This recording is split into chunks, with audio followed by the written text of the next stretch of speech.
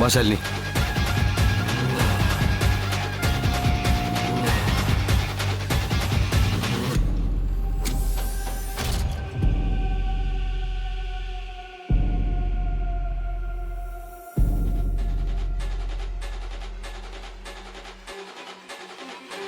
ഞാനാ ശാലിനെ കൂട്ടിക്കൊണ്ടുവന്നത്.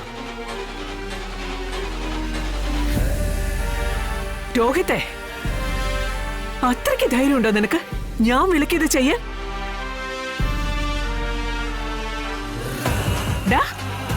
സത്യഭാമയെ വെല്ലുവിളിക്കാനായോ നീ?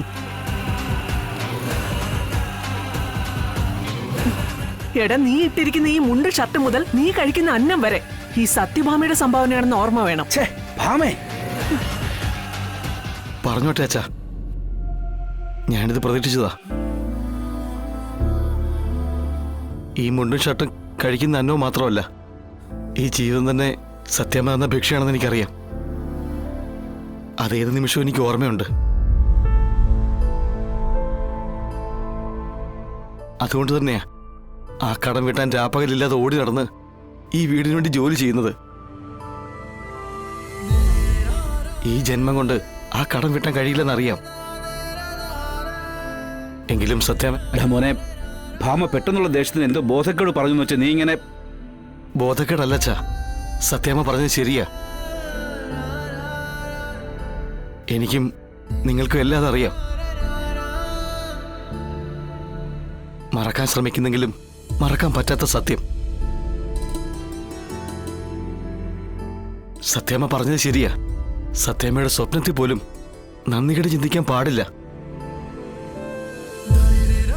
സത്യാമ്മ വരയ്ക്കുന്ന വൃത്തത്തിൽ ജീവിക്കാൻ പാടുള്ളൂ. സത്യാമ്മ വെല്ലുവിളിക്കാൻ പാടില്ല. പക്ഷേ ഞാൻ വെല്ലുവിളിക്കും.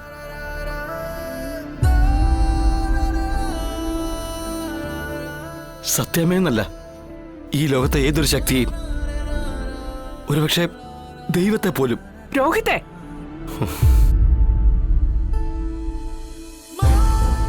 എന്റെ ശ്യാമയ്ക്ക് വേണ്ടി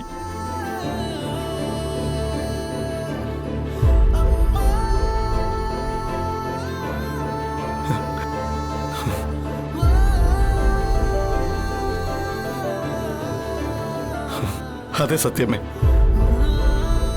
എന്റെ ശ്യാമയ്ക്ക് വേണ്ടി ഞാൻ ആരെയും വെല്ലുവിളിക്കും, സത്യമേ പോലും.